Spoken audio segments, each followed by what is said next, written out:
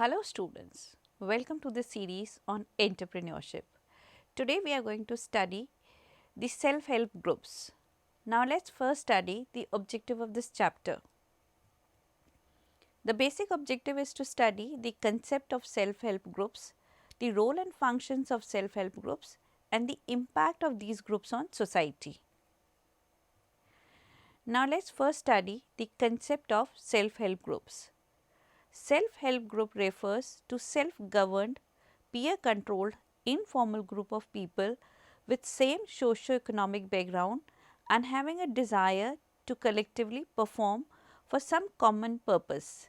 Now, self-help groups is generally a group of people who work on informal basis to solve problems of each other.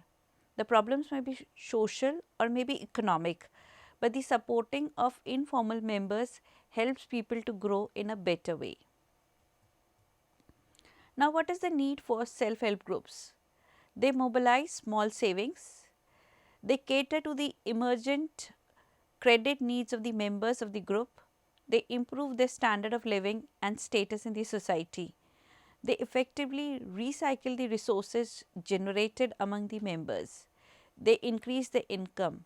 They act as catalysts for bringing this section of society to the mainstream. Now, self-help groups basically relate to the rural areas or to the minority areas who need to expose themselves to the mainstream business options. Now, these groups work on micro effort basis where small savings are channelized so as to build a project where the skills and the abilities of people are mobilized to make products and they basically solve problems of each other. That is, the concept of group starts with the collection of capital from each member and this pool of funds is used to channelize the requirements of the members as and when they need. Now, let us study the objective of self-help group. They inculcate the savings and the banking habits among members. They build financial, technical and moral strength of the members. They enable availing of loan for productive purposes and they foster economic prosperity through loan and credit. Now, because this member group is a small group who is not working on big financial aspects, but they collect a pool of funds and they give it to people on basis of credit. That is, you have to pay rate of interest, but it is not very high as high which is given by zamindars or people who are into rural areas and who are cheating other members of the society. So, the loan amount which is given to these members is at a reasonable rate of interest, but it is higher than at least the banking system because here the funds are less and they have to mobilize the savings of the people internally. Now, self-help group for women. They sensitize women of target area for their empowerment. They create group feeling among women. They enhance confidence and capabilities of women. They develop collective decision making among the women segment. They encourage habit of saving among the rural women. So, self-help group for women is also emerging in a big way in backward areas where women have little say to the economic aspects. That is, most of the women they are working in their agriculture land or they are working for their domestic household work, but they do not have any access to financial independence. They have no money because most of the women who are working are in a male dominant society where access to funds and resources is less. So, by joining these groups, women can gain their economic independence and try to earn options and opportunities to collect their pool of reserves and resources which they can use for the upliftment and the betterment of their children. Role of women self-help groups. It motivates women for taking up social responsibilities. The group should be able to prioritize the loan applications, fix the repayment schedules, fix appropriate rate of interest for loans advanced and closely monitor the repayment of the loan installments from the loaned amount. Now, because here the amount of money is less as a pool of resources is collected by women who may start with somewhere around about 100 rupees or with 1000 rupees, but collectively when this amount is invested in a project or a venture, this project and venture can give more profits and funding to the options of cashing on the opportunities. So, the loan payment is given on the basis of the project decided by the members, and the invested amount is recorded in a detailed way on informal basis, and a little interest is collected so that they can work with less burden, and they have that responsibility of taking the social activities of business for their economic growth also. Now, let us study the stages of evolution of self-help groups. First, it starts with group formation, then is the capital formation through the revolving of the fund, and then is the skill development and taking up of economic activity for income generation. It starts like first you have members coming together for some common purpose. They are going to give their funds for rotating the funds. It is, you can compare this to a kitty group. In kitty group, the amount of money which women are investing is big, and here there are educated women. But self-help groups start with group of people who have no access to the banking system and who have no access to the financial institutions, because the kind of the documentation and the kind of the connection requires a lot of education, and it requires lot of information. So, people who are not aware and people who have no access in terms of transportation also, they get connected informally, they pool up their funds and then rotate with each other on chance basis. In 1 month, one person can take and start their business and then can repay to the group. In second month, the other person can take. So, in this way, when you rotate the funds among the members in a collected way, these funds can be utilized for doing big things, where a small amount of money is not able to look up into those options. So, first is group members will come together, then they will seed the capital. The capital seeded will be rotated among each member for their needs, and it will be done on the priority basis of the emergency according to the financial status and the cooperation among the members. Now, formation of self-help groups under law.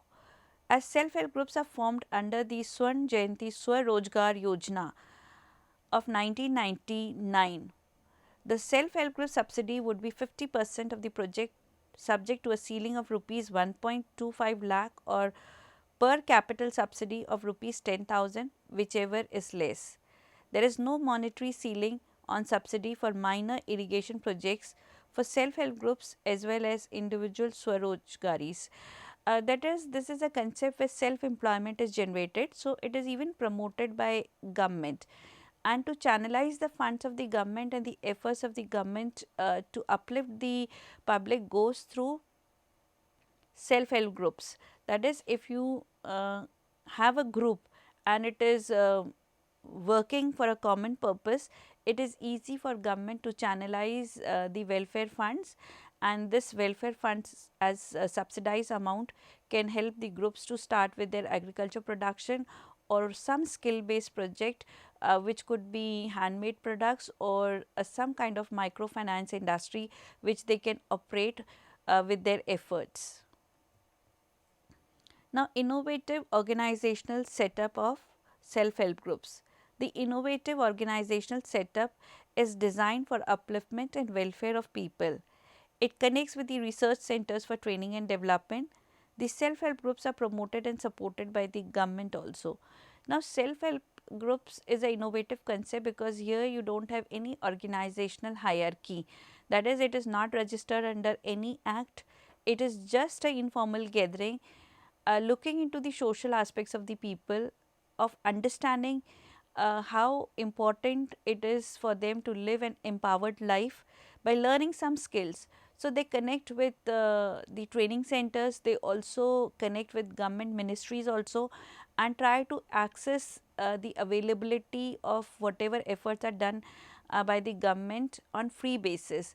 Like most of the efforts government which are channelizing is the organization of fairs and festivals, where these groups get free stalls if the products are handmade, and if they are a part of self-help groups, they can display their projects in the mainstream markets. And also if some kind of workshop and training is going on through government ministries. In some area they can access that help, and then they can train their members to learn anything related to textile designing, to candle making, or to tailoring, or any art or computer skills which they want to learn. Now, self-help groups are also vehicles of government. The government reaches the disadvantaged and marginalized people of the society through these types of groups. The governments procure the product of the self-help groups. They arrange for enhancing the capacity of the women. They build leadership quality, and they are arranging for management of innovation in the field of rural credit. Now, because self-help groups has become a kind of a modern concept to help people and make them grow.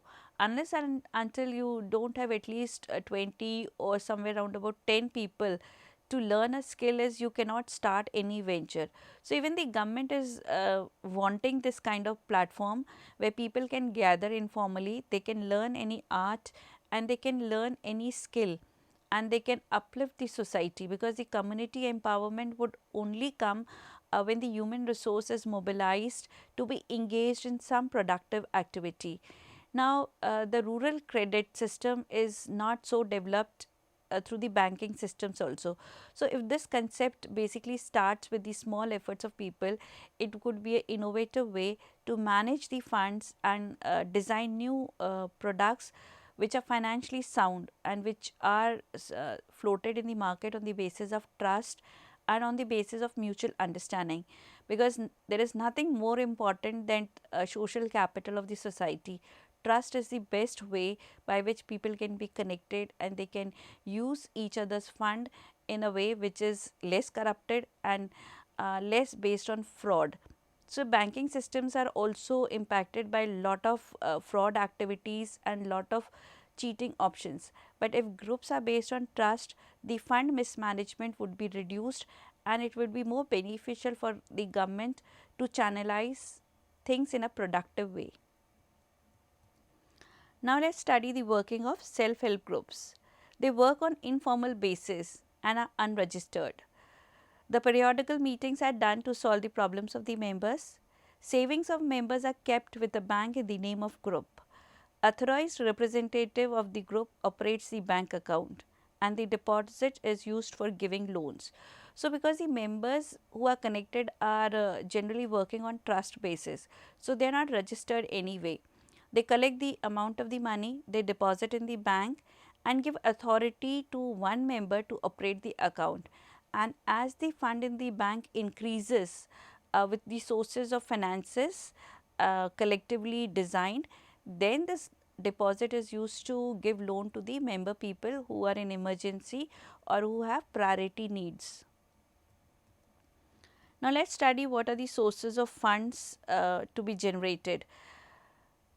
The groups get the funds by the contribution of the member savings. There is a entrance fees, and the interest is there from the loans, and the proceeds of joint business operation and income from the investment. First is, when you join the group, you have to give some kind of membership fees. After this membership fees, you have the savings which you are collecting from each member, that is monthly savings are also collected, and after that, when you are depositing this fund, you get rate of interest also. And sometimes joint ventures collectively designed by groups to sell some kind of product to the society also generates profits. So, this profits also forms the capital for the group. This is a basis where you try to recycle the funds of the members in such a way that they are productively used to save you in times of emergency. Now, how the funds are used of these self-help groups? They give you loans, they use the funds in social services, and they also use the funds in common investment. Now, because you have the funds collected from the members, the funds are able to generate sustainable earnings, because you can start some service, you can start selling some products on common investment basis, and as and when these kinds of things are sold in society, they are recycled, that is, the prosperity of the group increases as profits are generated. So, the funds are used in different and various designed methods by which you get subsidy also from the government. You can also claim entrance fees and other aspects to increase the pool of money. Now, how do we mobilize the resource? Mobilization of resources for self-help groups. To mobilize resources of individual members for their collective economic development, to uplift the economic conditions of poor, to create a habit of savings and utilization of local resources. Now, there are two ways to increase your capital. One is you have to earn profits. Second is you have to reduce your expenditures. So, if you reduce your expenditures in life, then also your capital can be increased. So, this self-help groups helps people to build a habit of savings. Savings basically create a capital for further catalyzation of productive ventures. Once capital is formed, it would increase your asset valuation. Now, because in Indian economy, basically we are not a credit dominated economy, most of the people here believe in the concept of living their life according to the resource generation. That is, you have a simple life habit of not extending life habits beyond your income. That is, you have to save and you have to spend in a limited way. And that is why, because we have a habit of saving and not increasing our flamboyance of life beyond our income, and that is why recession cannot hit Indian economy, because of the mass population and the concept of people of not getting credit from any banking financial institutions as it is in foreign countries.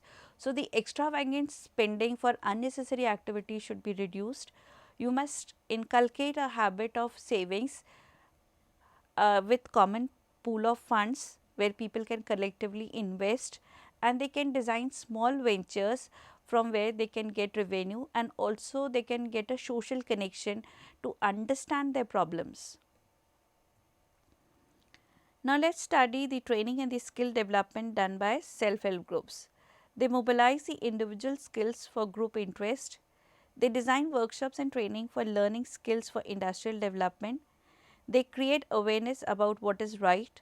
They assist members with financial support at the time of need. Now, the individual skills, like people have different skills and they have different abilities. So, the collection of all these abilities could design a business venture for them. Like if somebody is good in cooking and somebody is good in singing or dancing, they can collect together and organize events and go for catering business, or they can design anything which utilizes their abilities. And somewhere if they are lacking in the gap of their learning abilities, the group members can assist each other to learn and enhance their value to the contribution for creation of goods which are handmade and are used by community. So, most of the government is also supporting these kinds of efforts, because railway as a big purchaser is buying their goods and services which are below certain level of investment from self-help groups and cooperatives. That is, it is under government ordinance that if we are buying handmade goods or goods which are under 25,000, they have to be purchased from microfinance industries or small scale sector. So, even you can connect to the government sectors to sell your goods and services where there are ready and welfare schemes as generated by government. Now, entrepreneur development through self-help groups. They identify problems, analyze and find solutions in the group. They act as a media for socio-economic development of village. They develop a linkage with institutional help of NGOs. They organize training for skill development, and they help in the recovery of loans. Now, when there are problems of the group members, they try to find a solution for them. That is, if you get stuck with your business or even with your social problem of not having a good family life or some kind of social disability, they can support you to give help and analyze the problem and give a solution. They also build an institutional link with NGOs, that there are very institutionalized NGOs who are working with corporate funding under Corporate Social Responsibility Act of India. So, they have huge funds and they have huge resources. So, these resources could be connected to self-help groups to channelize development in the segments which are backward and not supported by lot of development and financial growth. So, this kind of group basically supports and links the skills and the ability of the people to channelize their options and opportunities of growth. Now, self-help groups also help to build teamwork. To gain mutual understanding, developing trust and self-confidence is one aspect of the self-help groups. They build a teamwork to develop leadership qualities, to use it effectively as a delivery channel for rural credit. Now, self-help groups, obviously when you work in teams, you get connected through interpersonal skills and communication abilities where people try to respect each other and people try to build a network, and this network could be both, as they can work as investors and they can work as customers. So, this network helps you to find the member problems and they give you connections to sell your own services and goods. So, this will increase your prosperity and this will also help you to innovate rural credit products or derivatives where the emergency needs of the people can be solved instantly and immediately. Now, let us study the basic characteristics of self-help group. They usually create a common fund by contributing their small savings on regular basis.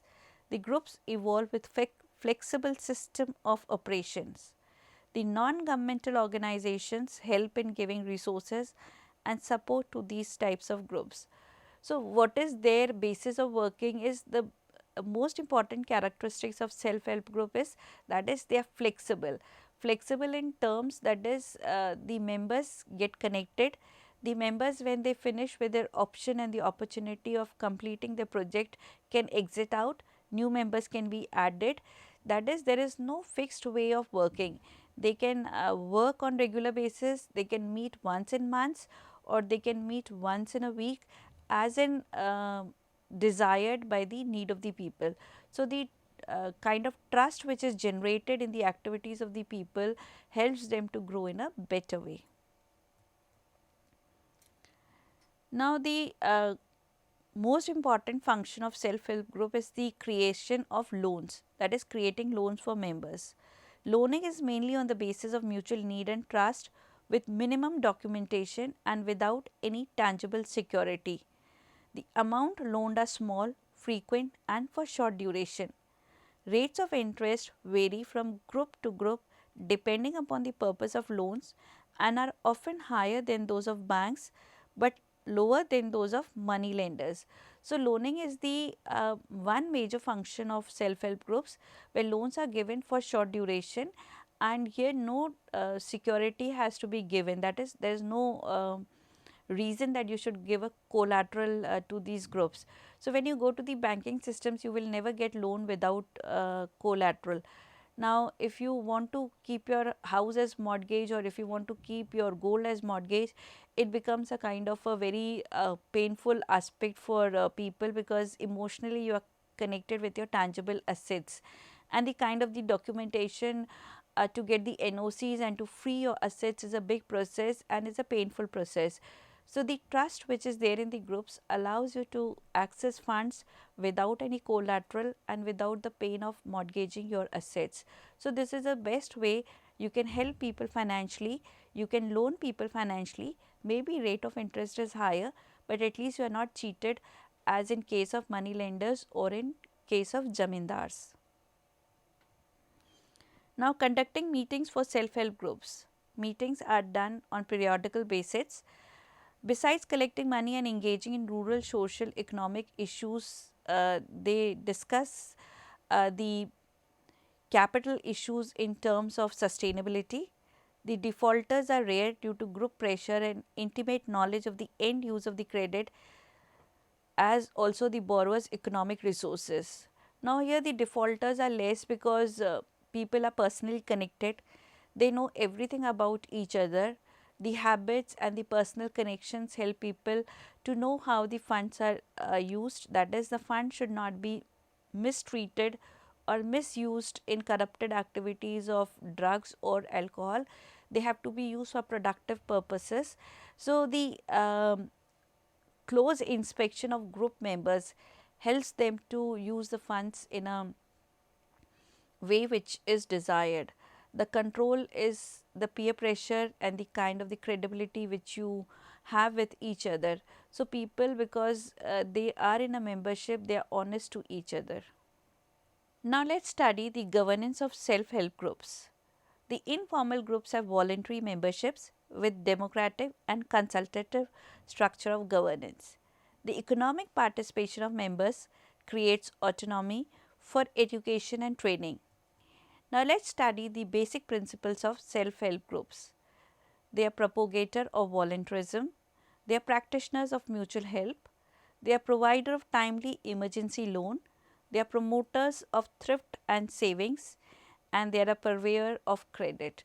So, self-help groups basically are important to develop sustainability among group members for using their savings in an economic and productive way. Now, let us study the summary of this lecture. Self-help groups are important for the economy to generate revenues. The groups build connectivity to improve options and opportunities for doing good social work in the society. The power of these groups can be increased if they can access government support. Self-help groups are important vehicles of development, and they basically give you welfare for social and economic aspects. The government can also use these platforms to channelize their welfare schemes and the funds. I hope the students must have understood the concept of self-help groups. Thank you, students.